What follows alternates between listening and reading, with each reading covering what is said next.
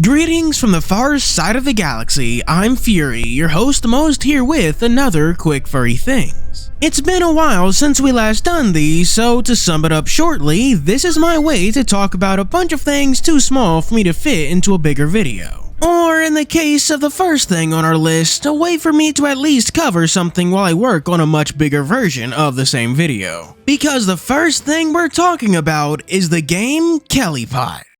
Kelipot is a game I've become very fond of, and it seems that a lot of you are interested in the game too. I used it as the background of my last video and got enough people asking about it in the comments that I decided I should at least briefly make you aware of it. The first thing you should know about Kelipot isn't the genre, the story, or even the gameplay. It's that unless you're watching this video from Hong Kong or Beijing, you're gonna want to go to the options and switch to English fan translation. The official English translation isn't finished, and that's why Steam yells at you on the store page. The fan translation only has two noticeable flaws, and that's not translating the name of the Serenian Cloud Spire on the map and the name of this dog right here, but everything else is pretty much done. The second thing you should know about Kelipot is that it's a roguelike Metroidvania. Similar in function to a game like Dead Cells, where you have a basic attack, a secondary attack, an ultimate, and even a potion to drink to get back HP. You even have a stomp which can be used to squish enemies. However, the gameplay feels more similar to Hollow Knight, where controls are very stiff with no momentum. When you take your finger off the analog stick, you'll come to a complete and instant stop. That's combined with a dash that functions exactly like the Shade Cloak from Hollow Knight. If you've played Hollow Knight, you'll find yourself falling right into the flow of things with Kelipot. Your health is even flat stocks rather than the usual health bar method. What Kelipot does to spice itself up and set itself apart is three things. The first two are the system's permanent upgrades, the most benign of which being the rune system. Sometimes, hidden away within the levels or as a reward for doing certain things, you'll get a rune.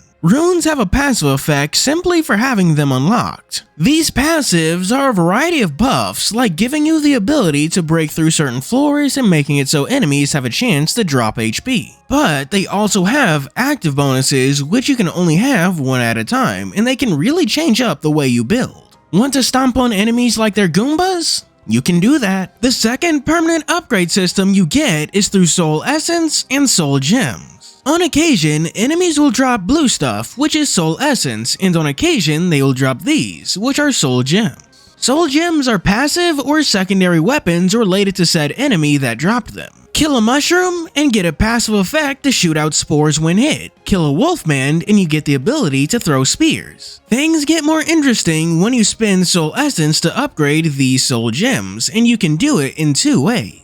You can upgrade the drop rate to stack the odds of getting your build in your favor, but keep in mind the drop rate is never guaranteed. Then you can upgrade the ability itself, and how these get upgraded happens in a variety of ways depending on what you're upgrading. Maybe it'll make the spore cloud bigger, or maybe you'll be able to shoot 3 projectiles instead of 1. Over the course of the game, you'll find yourself slowly growing stronger and stronger and actually feeling the concrete effects of your progress. You see it when an enemy drops a level 3 soul gem, or when a rune restores all your HP and potions whenever you kill a boss. It means you go from struggling tooth and nail against this bullet spam boss to doing things like this to its hardest form. I beat the hardest version of the hardest boss in under a minute. And that's not some weird fluke. The game has entire side quests dedicated to killing bosses incredibly quickly, so it's something they expect to happen. But the third thing that sets Kelipot apart from its contemporaries and really keeps me coming back is that it's like Hades. So many roguelikes essentially just throw you into a game with a bare bones plot, if any actual characters. The writing takes a back seat to the gameplay loop, which you repeat ad nauseum. But Kelipot, like Hades, brings its writing to the forefront. You don't play as a faceless protagonist, you play as Abel, the prince of the kingdom of Celephus, who's looking to stop a plague and find his brother.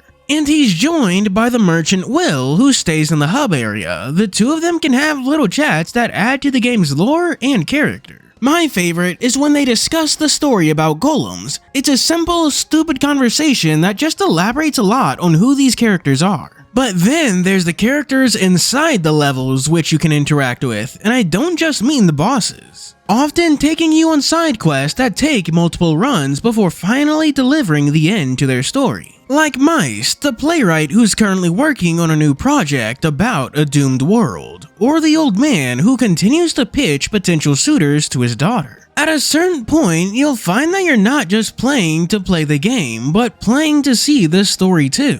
It's why Kelipot completely blew me out of the water to the point where I'm making a nice long video all about the game, so do subscribe for that. The next thing we're covering is one I found on itch.io. It's actually a pretty popular game on there, but I imagine not many of you habitually browse itch like I do. The name of this second thing we're covering is Adventures with Anxiety. An indie game made by the indie game dev Nikki Case, who makes interactive ways of explaining topics. As you may have guessed, this one in particular is about living with an anxiety disorder. The protagonist of this game is the college student Hong and her wolf Bibi. Notably, the wolf isn't actually a wolf, but rather what those of us who use big boy words call a visual metaphor. The wolf simply being the way the game personifies Hong's anxiety. But what makes Adventures with Anxiety special is that you don't play as Hong fighting against her wolf. You play as Bibi fighting against Hong. It's your job to keep them safe, even from nothing, by exploiting their three fears. Their fear of being a bad person, their fear of being hurt, and their fear of being unloved. Pick your weapon, carefully considered warning to make sure your humans stay safe. How do you do that, you ask? Well, you do it by simply hitting responses. It's simple gameplay that suits a game so small you can beat it in around 30 minutes. While the lacking playtime may be considered a downside by some, this is an entirely free game, so I'm not too bent out of shape about it. The game has 3 levels. The first is the park, then the party, and finally the roof, which has a little addendum to finish off the story. Every level pretty much plays in the exact same way where you just pick your answers. The lacking gameplay would get old very quickly if not for the 2 biggest strengths of this little game. The first being the visuals.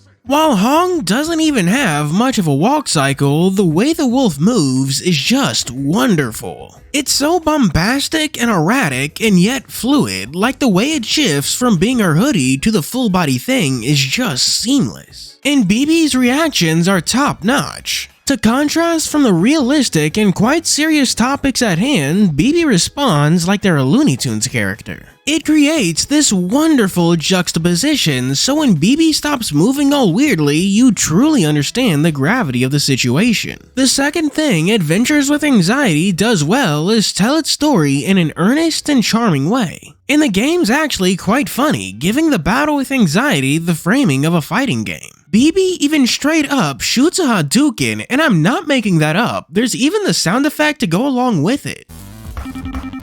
Hadouken!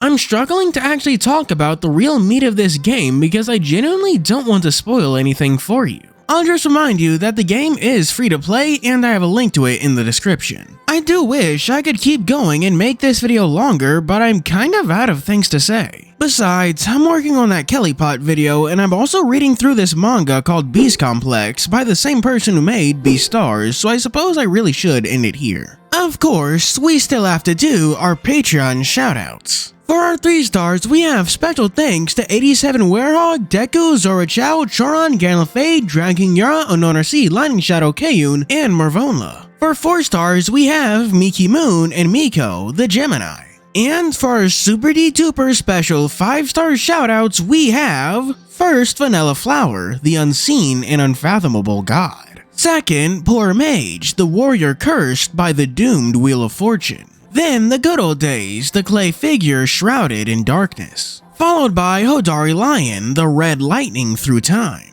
Next, Sky King 64, the Lady of Revenants. And finally, Mahagasaur, the misguided warrior misplaced in time. Thank you for watching. Do be sure to like and subscribe and check out my Ko-fi and Patreon. As always, I'm your host Furry, signing out.